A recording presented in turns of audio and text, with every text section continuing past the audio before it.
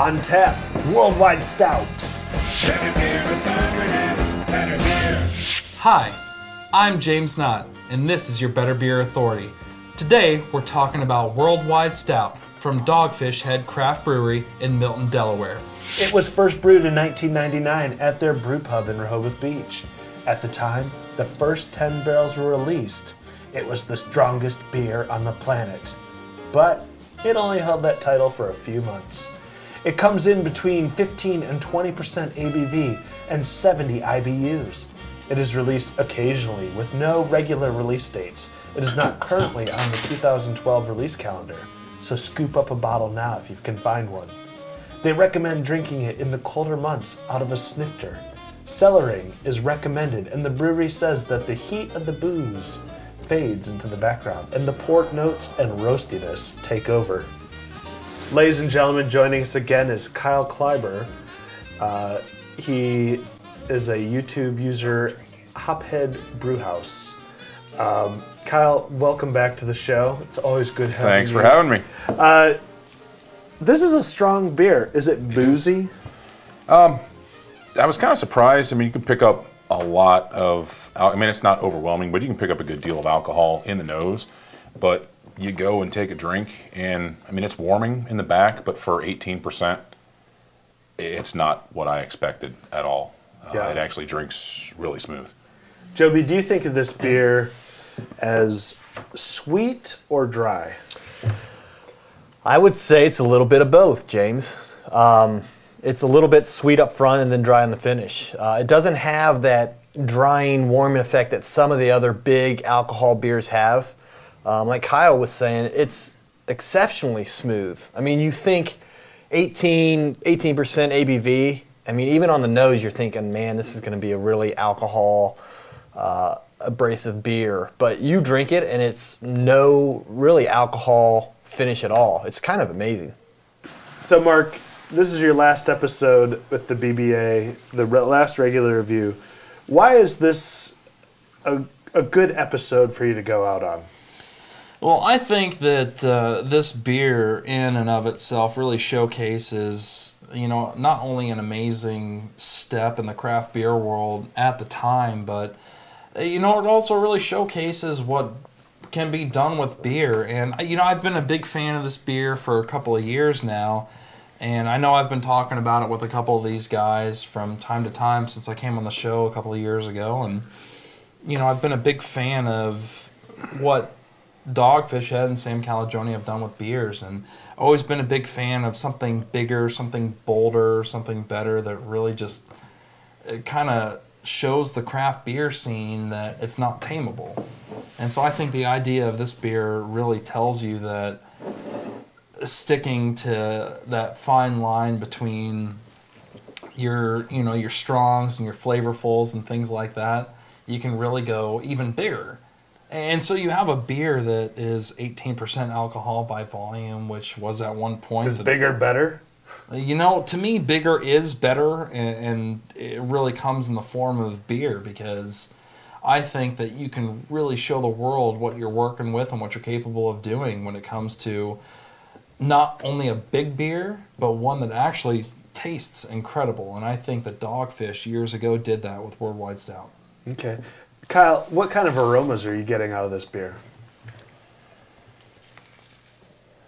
Boozy in the nose, like I said. To me, I mean, there's some deep caramels in there, and you get some dark fruit, but the complexity, I think, really comes in the palate as opposed to the nose.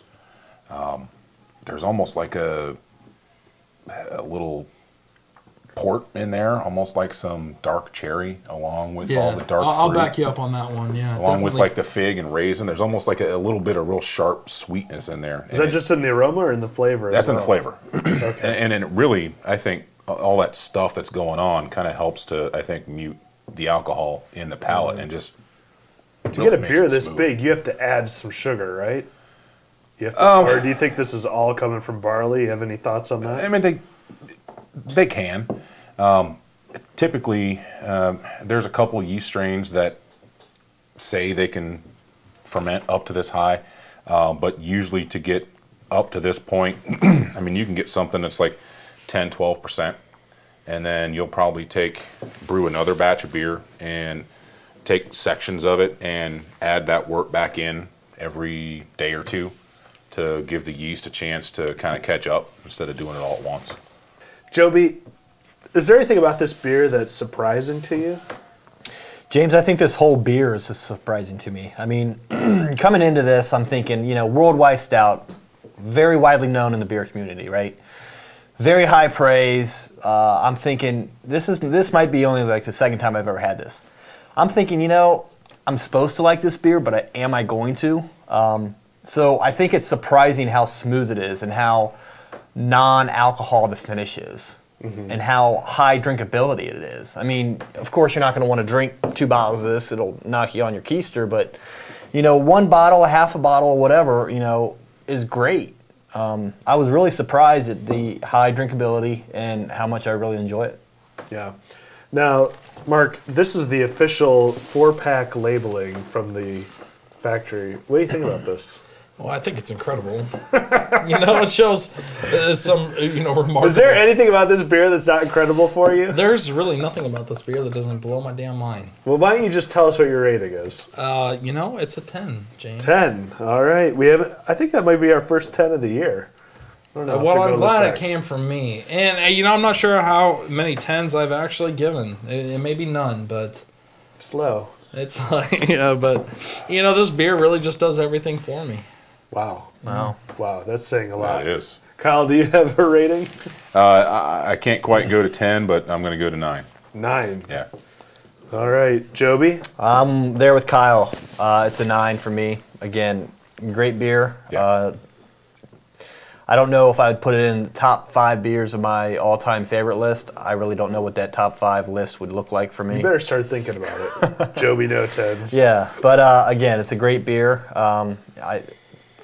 $30 for a 4-pack is not something I'm going to buy regularly, but maybe once a year. Hey, much better at $7 a bottle. Is much better than the $7 we spend at the Columbus Clippers game. Definitely.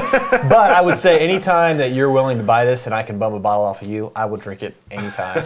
I think that this beer is sought after by craft beer enthusiasts and can be enjoyed by people who are just getting into the craft beer scene. Oh, I would agree, just because of the drinkability of it. And so because of that, it really hits on all fronts for me. And I'm not going to get into a long diatribe of why I think this beer is great, but I think it just hits on all fronts, not only for a seasoned craft beer vet, but even for a rookie. Is this more like a liquor than a beer? I mean, I know, technically it's beer, but, I mean, when you start getting this much alcohol... I mean, you have to drink it like a liquor. You only can have... Yeah. You can't sit down and have 2 bottles of this and... You can't. ...operate heavy farm machinery. I mean, this guy over here... Where do you think we are, Ohio? I think it's almost to that point.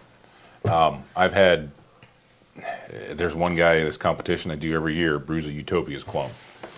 And it's we were just talking, I haven't had the real Utopias yet, but I'm going to soon.